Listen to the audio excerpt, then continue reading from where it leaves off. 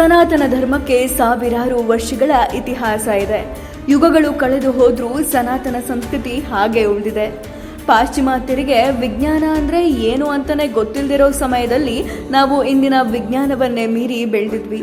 ಇದಕ್ಕೆ ಸಾಕ್ಷಿ ಅನ್ನೋ ಹಾಗೆ ಅನೇಕ ದೇವಸ್ಥಾನಗಳು, ಶಾಸನಗಳು ಹಾಗೂ ಇತರ ಕುರುಹುಗಳು ನಮಗೆ ಕಾಣಸಿಗುತ್ತವೆ.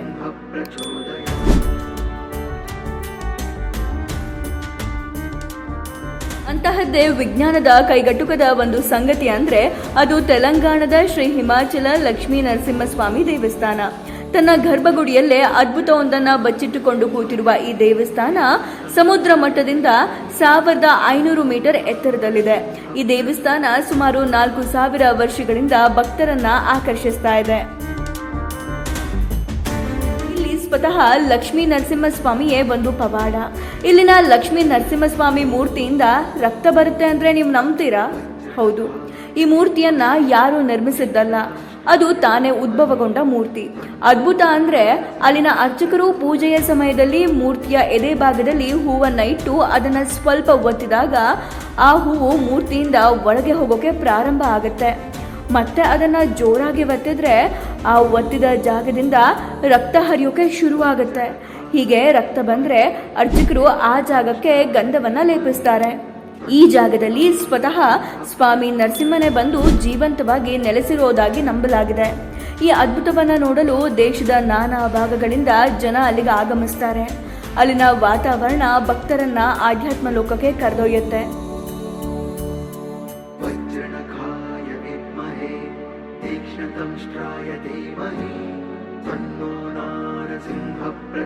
ಅನೇಕ ಜನ ಸಂತಾನ ಭಾಗ್ಯ ಇಲ್ಲದ ದಂಪತಿಗಳು ಈ ದೇವರಿಗೆ ಪೂಜೆ ಹರಕೆ ಹೊತ್ತ ನಂತರ ಅವರಿಗೆ ಸಂತಾನ ಭಾಗ್ಯ ಒಲಿದ ಅನೇಕ ಉದಾಹರಣೆಗಳು ಇಲ್ಲಿ ಸಿಗುತ್ತೆ. ಇಲ್ಲಿನ ತೀರ್ಥಕ್ಕೆ ಹೆಚ್ಚು ಪ್ರಾಮುಖ್ಯತೆ ಇದೆ. ಇಲ್ಲಿನ ತೀರ್ಥವನ್ನ ಆಧ್ಯಾತ್ಮಿಕ ತೀರ್ಥ ಅಂತ ಕುಡಿತಾರೆ. ಅನೇಕ ಸಂಶೋಧಕರು ಹಾಗೂ ವಿಜ್ಞಾನಿಗಳು ಇಲ್ಲಿನ ಪವಾಡ ಏನೆಂದು ಕಂಡುಹಿಡಿಯಲು ಮುಂದಾದ್ರು. ಆದರೆ ಅವರಿಗೂ ಈ ಅದ್ಭುತ ಮೂರ್ತಿಯ ರಹಸ್ಯವನ್ನ ಭೇದಿಸೋಕ್ ಆಗ್ಲಿಲ್ಲ. ಕೆಲವರು ಹೇಳ್ತಾರೆ, ಈ ದೇವಸ್ಥಾನದ ಸುತ್ತಲೂ ಒಂದು ಮ್ಯಾಗ್ನೆಟಿಕ್ ವಲಯ ಇದೆ. ಆ ವಲಯ ಗಾಯವನ್ನ ಗುಣಮುಖ ಮಾಡುವ ಶಕ್ತಿಯನ್ನ ಹೊಂದಿದೆ ಅಂತಾರೆ.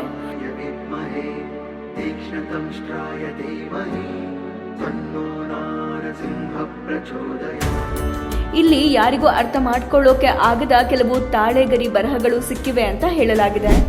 ಆ ಬರಹಗಳನ್ನ ಇಂದಿನವರೆಗೂ ಯಾರಿಗೂ ಅರ್ಥ ಮಾಡ್ಕೊಳ್ಳೋದಕ್ಕೆ ಆಗಿಲ್ಲ. ಆ ತಾಳೆಗರಿಗಳಲ್ಲಿ ಬ್ರಹ್ಮಾಂಡ, ಜೀವನ ಹಾಗೂ ಆಧ್ಯಾತ್ಮದ ರಹಸ್ಯಗಳನ್ನ ಬರೆದಿಡಲಾಗಿದೆ ಅಂತ ಜನ ನಂಬಿದ್ದಾರೆ. ಈ ಬರಹಗಳನ್ನ ಅರ್ಥ ಮಾಡಿಕೊಂಡ್ರೆ ಅದು ನಮ್ಮನ್ನ ಆಧ್ಯಾತ್ಮ ಆಳದವರೆಗೆ ಕೊಂಡೊಯ್ಯುತ್ತೆ ಅಂತ ಹೇಳಲಾಗಿದೆ. ಅದರಲ್ಲಿ ಕೆಲವು ಮಂತ್ರಗಳನ್ನ ಸಹ ಬರೆದಿಡಲಾಗಿದೆ ಎನ್ನಲಾಗಿದೆ. ಆದರೆ ಅದು ಯಾವ ಮಂತ್ರ ಎಂದು ಇನ್ನೂ ಯಾರಿಗೂ ಗೊತ್ತಿಲ್ಲ. ಆ ತಾಳೆಗರಿಗಳನ್ನು ಅಲ್ಲಿನ ಅರ್ಚಕರು ಜೋಪಾನವಾಗಿರಿಸಿ ತಮ್ಮ ಮುಂದಿನ ತಲೆಮಾರುಗಳಿಗೆ ಅದರ ಪ್ರಾಮುಖ್ಯತೆಗಳನ್ನು ತಿಳಿಸಿ ಅದನ್ನು ಮತ್ತೆ ಜೋಪಾನವಾಗಿ ಇಡುವಂತ ಹೇಳ್ತಾರೆ. ಇಲ್ಲಿನ ಇನ್ನೊಂದು ಅದ್ಭುತ ಅಂದರೆ ಭಕ್ತರು ದೇವರ ಮುಂದೆ ನಿಂತು ಜೋರಾಗಿ ಮಂತ್ರೋಚ್ಚಾರಣೆ ಮಾಡಿದರೆ ಅದರ ಪ್ರತಿಧ್ವನಿ ಅವರಿಗೆ ಪುನಃ ಕೇಳಿಸುತ್ತೆ. ಆ ಪ್ರತಿಧ್ವನಿ ಸ್ವಾಮಿ ನರಸಿಂಹ ನಮ್ಮ ಕೋರಿಕೆಗಳಿಗೆ ಸ್ಪಂದಿಸುತ್ತಿದ್ದಾರೆ ಅನ್ನೋ ಹಾಗೆ ಇರುತ್ತೆ. ಆ ದೇವಸ್ಥಾನದ ನಿರ್ಮಾಣ ಶೈಲಿಯೇ ಹಾಗೆ, ಪ್ರತಿಧ್ವನಿ ಕೇಳಿಸೋ ರೀತಿ ನಿರ್ಮಿಸಲಾಗಿದೆ. ಸನಾತನ ಧರ್ಮದ ದೇವಸ್ಥಾನಗಳಲ್ಲಿ ಇಂತಹ ಎಷ್ಟೋ ಅದ್ಭುತಗಳು ಕಾಣಸಿಗುತ್ತೆ. ಆದರೆ ಇಂದಿನ ವಿಜ್ಞಾನ ಈ ಅದ್ಭುತಗಳನ್ನು ಬಗೆಹರಿಸುವಷ್ಟು ಮುಂದುವರೆದಿಲ್ಲ ಅನ್ನೋದು ಮಾತ್ರ ಸತ್ಯ. ಈ ದೇವಸ್ಥಾನಗಳು ನಿರ್ಮಾಣವಾಗುವ ಸಮಯದಲ್ಲಿ ಈಗಿನ ಪಾಶ್ಚಿಮಾತ್ಯರ ಆಧುನಿಕ ವಿಜ್ಞಾನ ಅನ್ನೋದೇ ಹುಟ್ಟಿರಲಿಲ್ಲ ಅನ್ನೋದು ಇನ್ನೊಂದು ಸತ್ಯ. ಇನ್ನೊಂದು ದಿನ ಇನ್ನೊಂದು ಅದ್ಭುತದೊಂದಿಗೆ ಮತ್ತೆ ಬರ್ತೀನಿ. ನಮಸ್ಕಾರ.